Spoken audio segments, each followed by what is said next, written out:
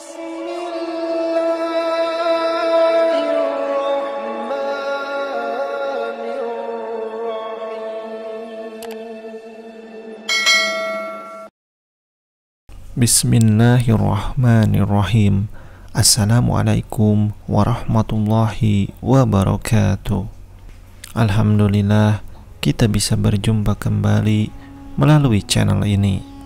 Salat merupakan ibadah yang dilakukan oleh umat muslim, baik salat wajib hingga salat sunnah. Salah satu salat sunnah yang dianjurkan untuk dikerjakan sebagai tambahan pahala yakni salat tahajud.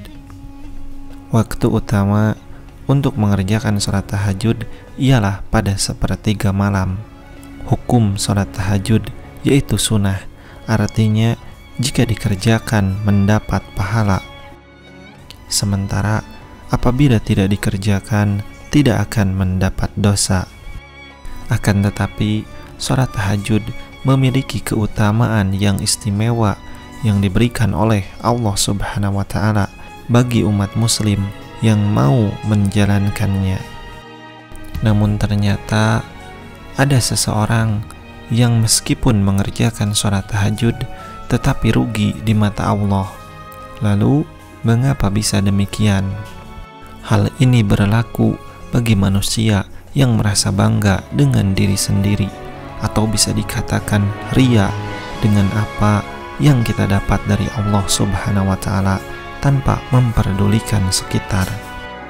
Apabila seperti itulah yang ada di dalam benak kita semua, maka itulah orang-orang yang ahli tahajud yang akan rugi di mata Allah. Ada satu kisah menarik yang mungkin bisa menjadi pelajaran untuk kita semua saat mengerjakan sholat tahajud. Pada masa Rasulullah SAW ada seorang ahli ibadah tahajud yang bernama Abu bin Hasim. Hampir bertahun-tahun Abu bin Hasim tidak pernah absen untuk melakukan sholat tahajud. Pada suatu ketika saat hendak mengambil air wudhu untuk mengerjakan sholat tahajud, Abu bin Hasim dikagetkan oleh keberadaan sosok makhluk yang sedang duduk di bibir sumurnya. Abu bin Hasim bertanya, "Wahai hamba Allah, siapakah engkau?" Sambil tersenyum, sosok itu pun berkata, "Aku adalah malaikat utusan Allah." Mendengar jawaban tersebut, Abu bin Hasim pun kaget sekaligus bangga karena kedatangan tamu malaikat Allah. Abu bin Hasim lantas bertanya, "Apa yang sedang kamu lakukan di sini?" Malaikat itu pun menjawab, "Aku disuruh mencari hamba pecinta Allah." Melihat malaikat itu memegang kitab tebal, Abu bin Hasim lalu bertanya, "Wahai malaikat, buku apakah yang engkau bawa itu?" Malaikat itu pun menjawab, "Ini adalah kumpulan nama hamba-hamba pecinta Allah." Mendengar jawaban malaikat itu, Abu bin Hasim berharap di dalam hatinya ada namanya di situ. Maka ditanyalah malaikat itu, "Wahai malaikat, adakah namaku di situ?"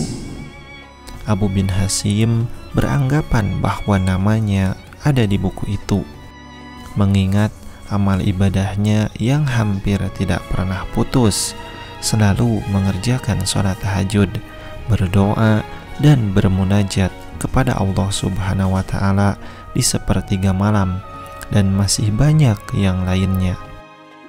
"Baiklah, aku buka," kata malaikat sambil membuka kitab besarnya. Setelah dibuka dan dicari, ternyata malaikat tersebut tidak menemukan nama Abu bin Hasim di dalamnya.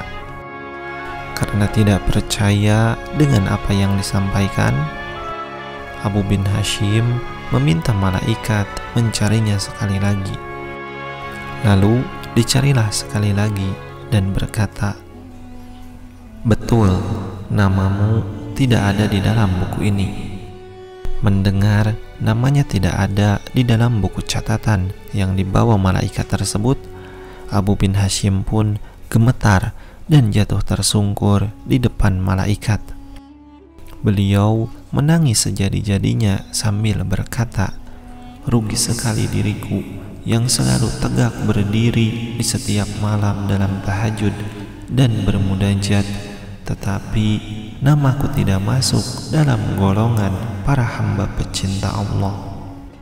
Melihat hal tersebut, malaikat itu pun berkata, "Wahai Abu bin Hashim, bukan aku tidak tahu engkau bangun setiap malam ketika yang lain sedang tidur. Bukan aku tidak tahu engkau mengambil air wudhu dan kedinginan pada saat orang lain terlelap dalam buaian malam. Tetapi ketahuilah, tanganku dilarang oleh Allah untuk menulis namamu." Karena kaget dengan jawaban malaikat, Abu bin Hashim pun berkata, "Apakah gerangan yang menjadi penyebabnya?" Malaikat itu pun menjawab, "Engkau memang bermunajat kepada Allah, tetapi engkau pamerkan dengan rasa bangga kemana-mana dan asyik beribadah memikirkan dirimu sendiri. Sedangkan di kanan kirimu ada orang sakit dan kelaparan, tapi engkau tidak menengok dan memberinya makan. Bagaimana mungkin engkau dapat menjadi hamba pecinta Allah kalau engkau sendiri tidak pernah mencintai hamba-hamba yang diciptakan oleh Allah?" Mendengar jawaban tersebut, hati Abu bin Hashim seperti disambar petir. Dia tersadar bahwa ibadah yang dilakukannya selama ini hanyalah untuk memperbanyak harta kekayaan tanpa memperdulikan orang-orang yang membutuhkan uluran tangannya. Semenjak kejadian itu, di dalam sholatnya, Abu bin Hashim selalu meminta ampun kepada Allah dan mulai menyadari bahwa manusia diciptakan Allah memang untuk beribadah kepadanya. Akan tetapi, selain dari itu, kita juga harus membantu sesama yang sedang membutuhkan bantuan kita. Dari kisah tersebut, kita bisa ambil hikmah dan pelajaran bahwa Allah menciptakan manusia supaya bisa saling menjaga silaturahmi dan saling berbagi di saat orang lain sedang membutuhkan. Kita boleh saja berdoa meminta dilancarkan rezeki dan diperbanyak harta kekayaan kita. Akan tetapi, ingatlah, apabila Allah sudah mengabulkan doa kita, sebaiknya kita juga tidak lupa untuk menyisihkan sedikit dari harta yang kita dapatkan untuk membantu mereka yang sedang kesusahan. Karena dengan menyadari hal tersebut, rasa syukur kita kepada Allah akan semakin bertambah, dan janji Allah bagi orang yang selalu bersyukur adalah akan ditambah nikmat kita dan dicukupkan segala kebutuhan kita. Demikian ilmu yang bisa saya sampaikan pada kesempatan ini. Semoga bermanfaat dan bisa menambah keimanan dan ketakwaan kita. Assalamualaikum warahmatullahi wabarakatuh.